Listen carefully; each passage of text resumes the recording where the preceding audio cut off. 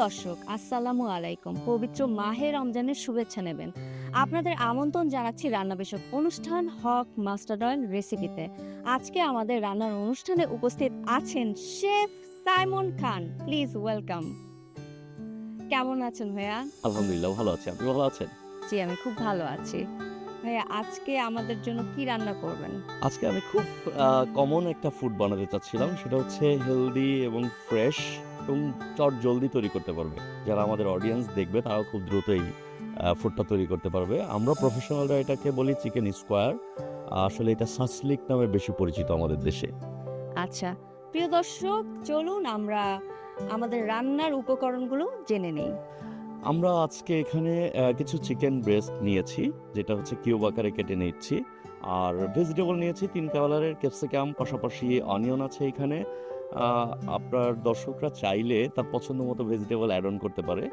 আমার মসলার মধ্যে আছে সবচাইতে সুপার মসলা চিকেনের জন্য, সেটা হচ্ছে লেমন জুস, একটু টক দই বা প্লেন ইয়োগার্ট, দুইটাই ব্যবহার করা যায়। আমার garlic paste, ginger paste, salt তো লাগবে টু টেস্ট।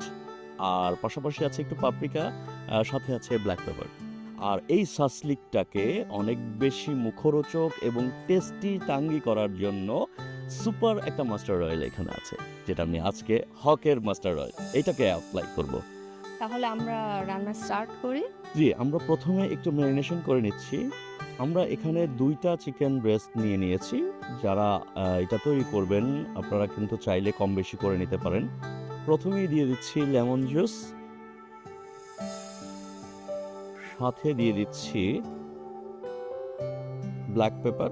হাফ চামচ পরিমাণ দিব আমি এখানে, কারণ হচ্ছে আমার যে পরিমাপটা এখানে করা আছে হাফ চামচে উইল ফাইন। সল্টটাকে পরিমাণ মতো দিতে হবে। পাপরিকা এবং মরিচের গুঁড়ো দুইটাই ব্যবহার করতে পারে। যারা দেখছেন তারা কিন্তু তার স্বাদ মতো, কেউ যদি ঝাল পছন্দ করে সেক্ষেত্রে মরিচের গুঁড়ো ব্যবহার করতে পারে। দই দিচ্ছি আমি ২টা চিকেন ব্রেস্টের জন্য ২ চামচ পরিমাণ, জাস্ট একটু কম ছিল সেটুকু অ্যাড অন করে দিলাম।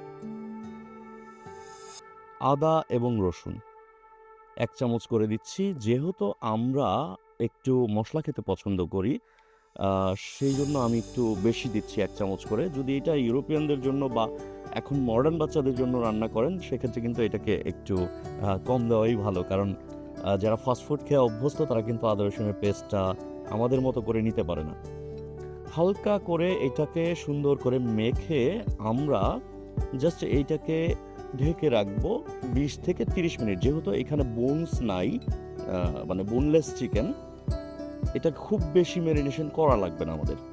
আমি আমার এই সাসলিকটার মধ্যে একটা ম্যাজিক করতে চাচ্ছি, কারণ ফ্রেশ একটা মাস্টার্ড ফ্লেভার যদি আমরা এখানে অ্যাড করতে পারি তাহলে কিন্তু এটা অসাম হবে। কারণ চিরাচরিত যে সাসলিকগুলো আমরা বানাই শুধু এটার মধ্যে আমরা বার্ন করে একটা ফ্লেভার আনি, কিন্তু মাস্টার্ডের ফ্লেভার দিয়ে সাসলিকটা এটা ট্রাই করতে হবে আপনাকেও। তো আমি এখন যেটা করব, মাস্টার্ড অয়েলটাকে ফ্রেশ দিয়ে জাস্ট নেড়ে এটাকে 20 মিনিটস রেস্টে রেখে দিব। এতে ফ্রেশ আমার মাস্টার্ড অয়েলের ফ্লেভারটা এর মধ্যে ঢুকে যাবে। আমাদের কতটুকু পরিমাণ এইটা হচ্ছে আপনি যদি একটু বেশি দেন পরে আপনার লাগবে না, কাজে পরিমাপে একটু বেশি দিলে আমি এখানে ৩ চামচ পরিমাণ দিব। কিন্তু প্যানেও তো আমার মাস্টার্ড অয়েল লাগবে ভাজার জন্য, যে কারণে একবারে ম্যারিনেশনে আমি একটু বেশি করে দিলাম যেন প্যানে আমার কম লাগে। ঠিক আছে, ওকে, আমাদের ২০ মিনিট হয়ে গেছে। এখন হচ্ছে এটা আমি গেঁথে নিচ্ছি। আমরা এটা তো আমাদের পবিত্র রমজান মাস। এই মাহে রমজানের মাসে সারাদিন রোজা রাখার পর আসলে এই চিকেন সাসলিকটা কতটুকু স্বাস্থ্যকর বা পুষ্টিকর হবে আমাদের জন্য? ১০০%। তো যেটা বলছিলাম যে ফুড আমরা যেহেতু নিউট্রিশন ভ্যালুর জন্য খাই, ভিটামিনসের জন্য খাই, তার মধ্যে সাসলিক হচ্ছে এমন একটা ফুড যেখানে আপনি 100% প্রোটিন পাচ্ছেন এবং ফ্রেশনেস পাচ্ছেন।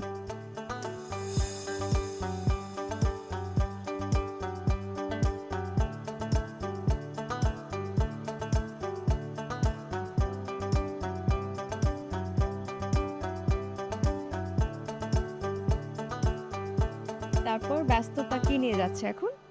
ব্যস্ততা হচ্ছে আমি স্টুডেন্টদেরকে রান্না শিখাই। আমার একাডেমি আছে, সেখানে হচ্ছে রান্নার ক্লাস করাই। এটার জন্য কন্টেন্ট তৈরি করতে হয়, এইটার জন্য ট্রেনিং ম্যানুয়াল তৈরি করতে হয়, সিবিএলএম যেটা পড়াই সেই বইকে আপডেট করতে হয়। পাশাপাশি ফুডের জন্য ফটোগ্রাফি করতে হয়, নতুন নতুন মেনু ডেভেলপ করতে হয়। তো এইগুলো নিয়ে আছি আর কি। আর পাশাপাশি আমার মেয়ে আছে ৩ জন, এদেরকে টেক কেয়ার করতে হয়। বাহ, ভালো। আচ্ছা, এর কাছাকাছি আমি যেটা করছি একটু তাজা তাজা হকের মাস্টার্ড অয়েল উপরে দিয়ে দিচ্ছি। এতে কি হবে, আমার এটার ফ্লেভারটা আরো সুন্দর আসবে। খুব সুন্দর একটা ঝাঁঝালো ফ্লেভার আসছে। অয়েলের বা ফুডের যে ফ্লেভারটা আছে, এই যে এখন যে একটা তাজা ফ্লেভার আমরা পাচ্ছি, এটা যদি ওভারকুক করে ফেলি তাজা ফ্লেভারটা আর থাকবে না। আমরা এটার জন্য একটা সার্ভিং ডিশ রেডি করে ফেলবো। আহ, তাই তো?